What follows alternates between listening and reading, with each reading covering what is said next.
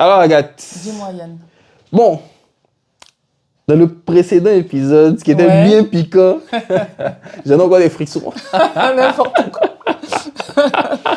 Non, oui, en fait, à la fin du précédent épisode, on s'est posé une question qui était vraiment intéressante. On a parlé des entreprises, est-ce qu'ils peuvent ou est-ce qu'ils sont obligés de virer quelqu'un qui a une condamnation pénale qui relève pas nécessairement de son boulot, de sa vie privée, des choses comme ça. On s'est bien rendu compte que non, c'est un peu plus complexe. Voilà. Et ça dépendait de l'interprétation qu'on se faisait. Voilà, déjà on ne peut pas faire systématiquement virer pour motif disciplinaire. Sinon, faut démontrer que la condamnation là engendre un trouble objectif dans l'exécution du contrat. Voilà. Et partant de ça, on s'est dit, ben bon, en fait, si à la fin, le fait que la personne soit condamnée et tout, et que ça trouble l'exécution du contrat, ça peut être motif genre de licenciement ou de reclassement, de choses comme ça. Le problème vient peut-être même de nous-mêmes, les salariés. Pourquoi? Parce que les plus gros troubles qui sont causés dans les entreprises, c'est quand il y a les grèves, c'est quand il y a les mouvements sociaux. On est d'accord, Voilà. Donc, si vous n'êtes pas d'accord avec le fait que quelqu'un soit maintenu à un poste ou reste dans l'entreprise parce que la personne est condamnée pour ceci, cela, ou parce que l'entreprise a fait ceci, cela, faut que les seuls qui peuvent vraiment troubler assez l'activité pour que ce soit pris en compte, c'est vous, c'est nous. Et pourtant, nous sommes là, on ne fait rien. Mais est-ce que tout le monde a cette volonté-là, cette force-là Mais justement, de caractère? Aujourd'hui, ça va être un peu plus d'opinion. Parce qu'il y a eu encore une affaire là, un peu moins juridique, mais qui a qui pose quand même un cadre, qui pose un peu la question, quoi. Voilà, quoi. Les problèmes d'éthique, ils sont où? Est-ce que c'est que les entreprises? Est-ce que nous-mêmes, on n'est pas un peu schizophrènes? Ça, tu l'avais dit ça à la fin, là. Tu vois, oui, on n'est pas un peu schizophrènes, on n'est pas un peu embrouillés nous-mêmes, en fait. Les valeurs qu'on prétend défendre et tout, est-ce qu'on les représente vraiment autant dans notre propre vie, notre propre façon de fonctionner? Aujourd'hui, c'est de ça qu'on va parler. C'est Yann et Agathe pour le canapé. Et ici, on parle de vous, on parle de nous, on parle du monde du travail. Dans lequel on est, tout simplement.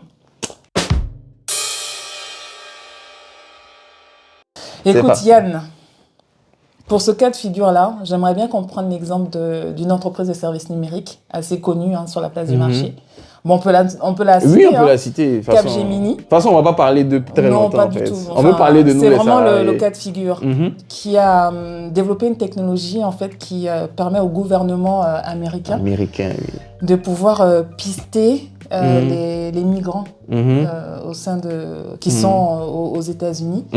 Et de façon inopinée, comme ça, ils peuvent arriver et puis arrêter les gens. Et puis voilà quoi. Je pense que vous avez vu, il y a eu des morts et tout ça. Un truc comme ça, là. Exactement. Et Capgemini, en fait, la filiale une des filiales de Capgemini, du groupe Capgemini est à l'origine en fait de cette technologie-là. Et qui est vendue à l'ICE. Et donc ça fait un petit peu de bruit sur Internet parce que les salariés de Capgemini en fait se sentaient troublés, ou en tout cas ne souhaitaient pas en fait être associés à ce phénomène-là, et ça, ils posaient un problème d'éthique sur leurs propres valeurs en fait. Et donc c'est de là qu'on est parti en se demandant est-ce que notre éthique personnelle en fait doit impacter notre travail, et est-ce qu'on doit carrément s'arrêter de travailler pour justement respecter nos valeurs? Question. Et puis, comme je disais dans l'introduction, là, c'est très personnel. Ah oui, bien sûr. Là, en fait, c'est très personnel. Je ne vais pas là vous sortir des textes de loi ou des jurisprudences, etc. Plaisir, je ne vais pas vous sortir des trucs comme ça. Bon, j'aurais pu aller chercher des citations de grands philosophes. Bon, mais je n'ai pas fait. Arrête de tourner autour de toi, là. Je te pose la question. Oui. Merci. Est-ce qu'on doit arrêter de travailler? Moi, j'ai envie de dire pour ses valeurs. Non, mais excusez-moi, moi j'ai envie de dire que ça dépend, de la vie de chacun, c'est ça, et de à quel point ces valeurs-là sont importantes dans ce que tu représentes, ce que tu veux représenter. Mais prenons le cas typique là, de ICE, justement. Bon, par exemple... Bon, imagine-toi consultant en informatique chez Capgemini. Oui. Et tu vois que, voilà, il y a ce phénomène-là avec des morts. Et tu vois que une filiale de ta société contribue à cela. Il ne faut pas tourner autour du pot. Si jamais tu estimes que les pratiques, disons, du gouvernement américain et tout, sont complètement en déphasage avec les valeurs que toi, tu estimes représenter et que tu ne supportes pas de travailler pour une compagnie qui contribue à ça, tu quittes. Tu quittes. C'est personnel. Je dis que c'est personnel. Maintenant, si tu estimes que, ah non, j'ai des enfants, chose qui est importante, j'ai une famille, j'ai ceci, cela et tout, et que ça prend le pas sur cette valeur que tu prétends avoir là, tu restes. Pour moi, c'est toi et ta morale. C'est toi et ta morale. Si tu estimes que ce truc-là, tu ne le supportes pas et que ça prend le pas, tu préfères te retrouver dans la galère plutôt que de participer, même indirectement à ça, tu quittes.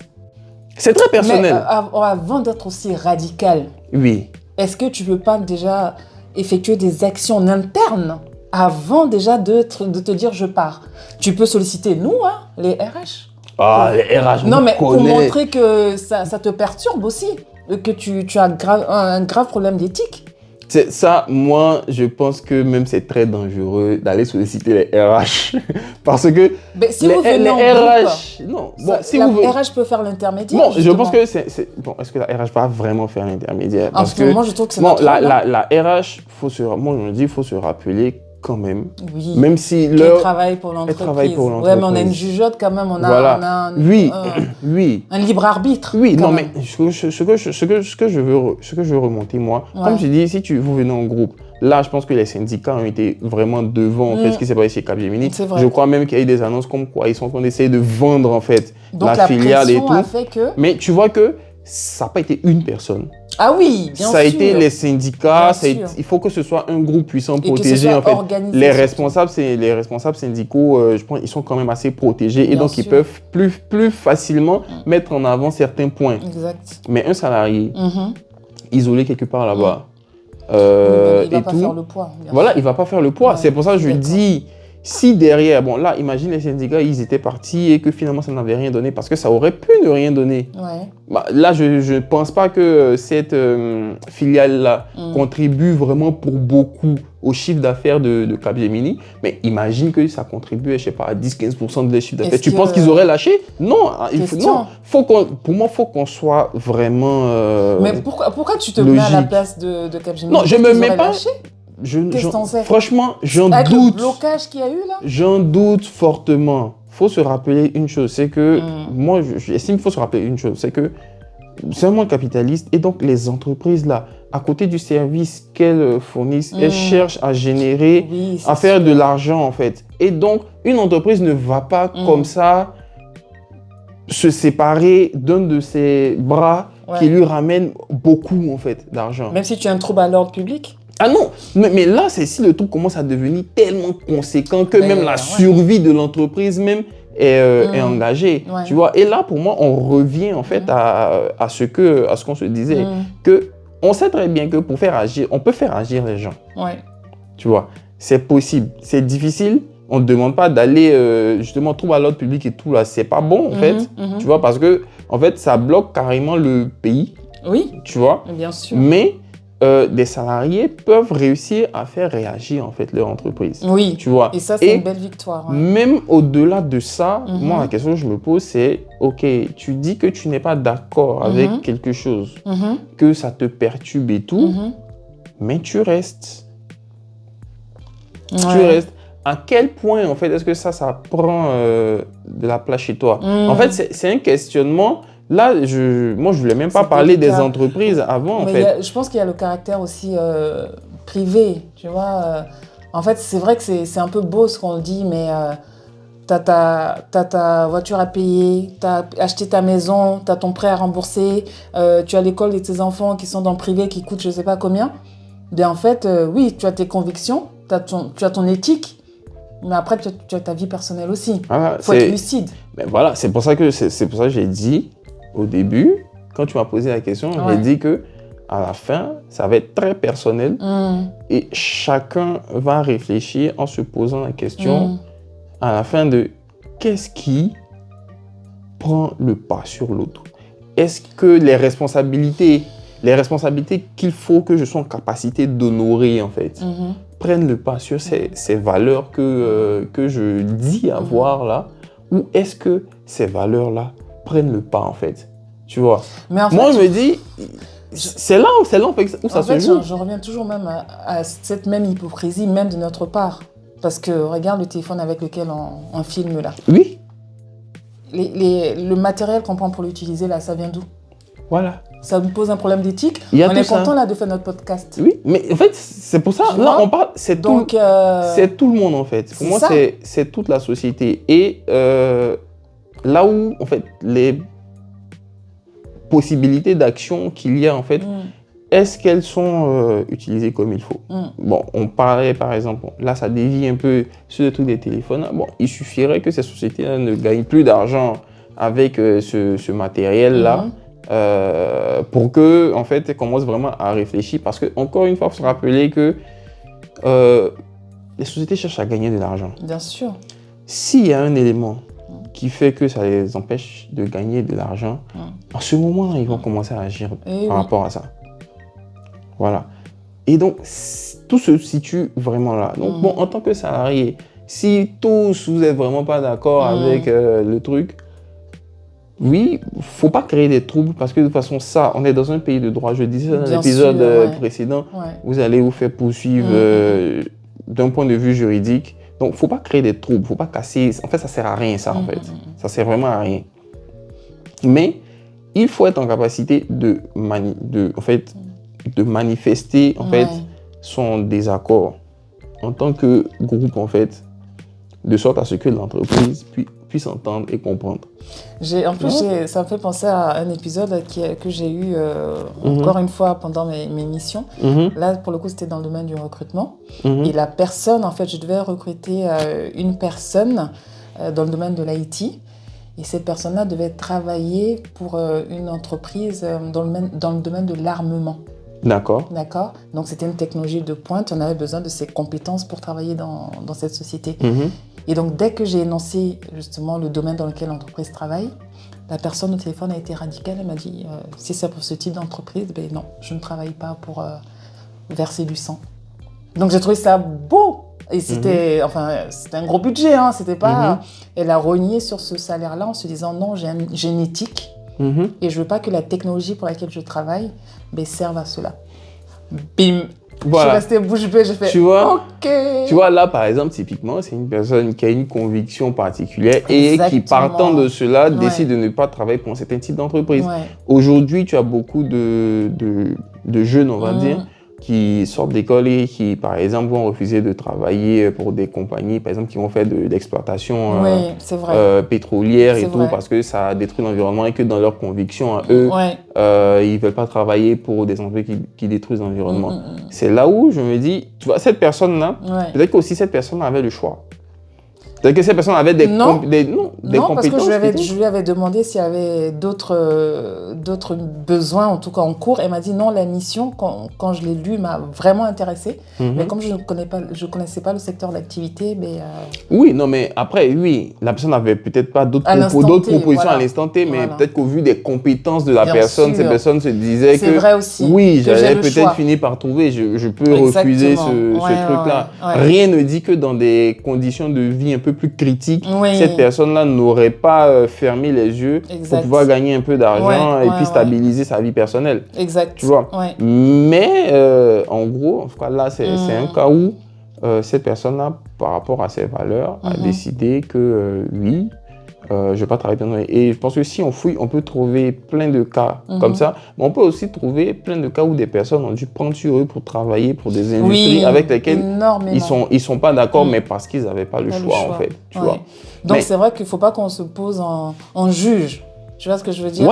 Parce qu'on ne connaît pas la vie des personnes. Tu ne connais pas la vie des gens. Donc, et c'est là encore, c'est ça, moi je reviens sur mon truc. En fait, ça va vraiment dépendre des situations des gens et de vraiment ce que ces valeurs-là représentent pour eux par rapport aux responsabilités que ces personnes-là ont à un instant T. Voilà. Et en fait, cet équilibre-là va vraiment jouer pour beaucoup dans la capacité des gens à dire que je dis non parce que ça ne correspond pas à mes valeurs et ou je prends sur moi parce que je n'ai pas le choix. Mais dernièrement, tu disais que on était dans une société capitaliste où c'est l'argent qui primait. Une société comme Capgemini qui a la possibilité de travailler en fait avec un gouvernement américain, est-ce que tu trouves que ils ont eu tort de le faire ou parce que ok, d'un point de vue éthique ça pose un problème, mais ça apporte quand même des parts de marché. Non, ça apporte des parts de marché, mais ce que j'en dis c'est combien ça rapporte en fait. Moi, la question c'est est-ce que ça vaut le coup de garder ce truc-là avec tout ce qui se passe dans le monde actuellement, la mauvaise publicité que ça envoie. Est-ce que ça vaut le coup de garder ce truc-là au regard de ce que ça rapporte? Exact. Mais même si ça rapportait plus, est-ce que d'un point de vue éthique... C'est là où je me dis, moi, honnêtement, ce qu'on va appeler éthique d'une entreprise, je n'y crois pas. Oh, ouais, t'es parti loin, toi, d'accord. Non, je n'y crois pas, en fait. D'accord. Oui, il y a des entreprises qui peuvent avoir vraiment... Il y en a quand même. Est-ce que... Non, il y en a probablement, tu vois. Mais si je veux pousser le truc, est-ce qu'une entreprise va accepter, au nom de ses valeurs éthiques, d'aller jusqu'à la mort?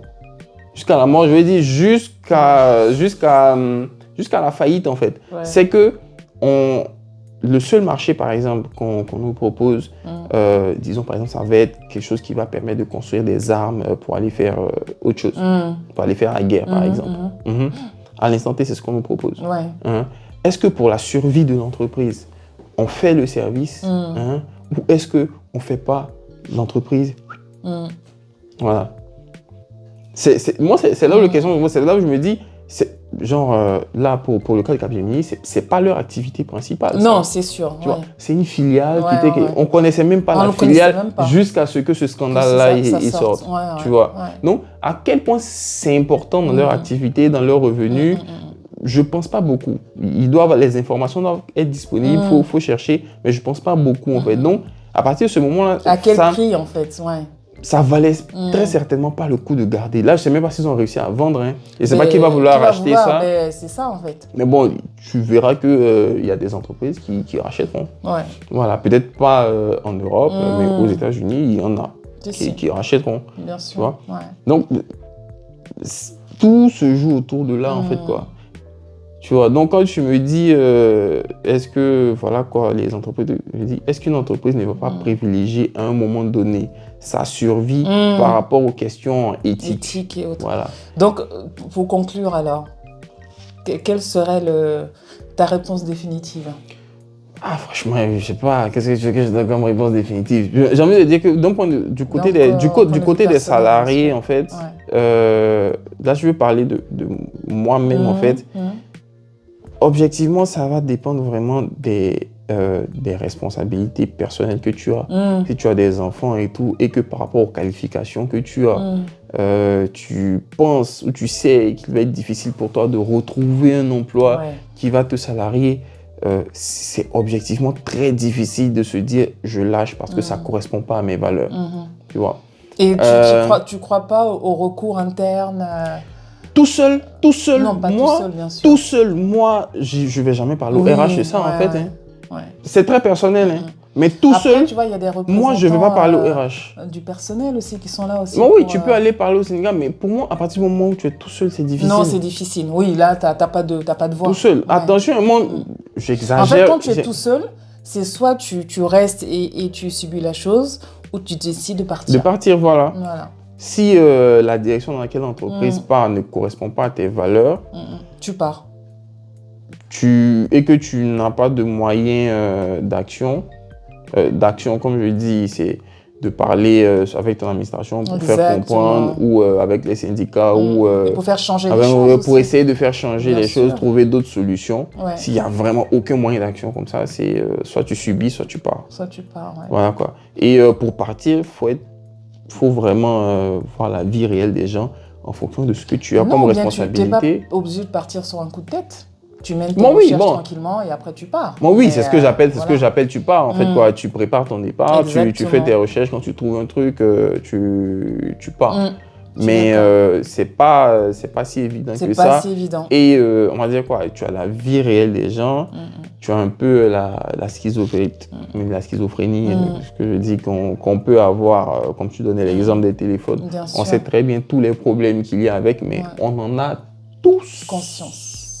On a tous des téléphones, autant qu'on soit certains s'en servent pour dénoncer un peu, mais on est tous là.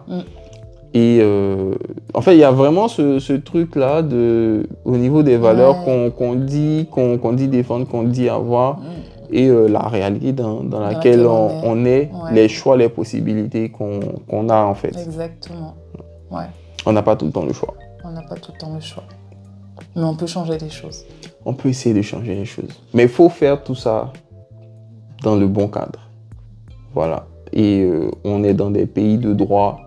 Et ça, c'est censé pouvoir créer un cadre qui n'est pas toujours respecté. Je suis d'accord. Mais quelque part, est-ce qu'il ne vaut pas mieux un cadre qui existe, qu'on essaie de faire respecter, même si certains arrivent à en sortir, plutôt qu'une anarchie totale où tout le monde fait ce que veut. Ça me paraît beaucoup plus dangereux. Exactement. Bon, ben c'était un chouette épisode. Hein? Beaucoup philosophique. beaucoup philosophique. Mais en tout cas, c'était un plaisir d'échanger avec toi, Yann. On parle de vous, on parle de non pas du monde du travail. Ça nous touche, nous tous. Je pense que c'est des choses dont on ne parle pas souvent. Oui, et puis je pense que parce qu'on se sent un petit peu mal à l'aise aussi, parce qu'on voit ce qui se passe, mais des fois on fait la sourde oreille aussi. On fait la sourde oreille ou souvent on se dit qu'on peut rien faire. On peut rien faire, c'est la plupart du temps, ouais. C'est tout le monde quoi. Mais moi, il y a des choses, tu regardes, tu n'es pas forcément d'accord, tu te dis, mais là, qu'est-ce que moi je peux faire? En tant qu'individu, à ton échelle, tout seul, souvent tu as l'impression que tu peux rien faire quoi. C'est vrai. Et c'est pas forcément, psychologiquement, c'est pas forcément évident, c'est pas... C'est difficile, on va dire. C'est clair. Merci de nous avoir écoutés. C'était Agathe et Yann pour le Canap. Et à bientôt. Et à bientôt.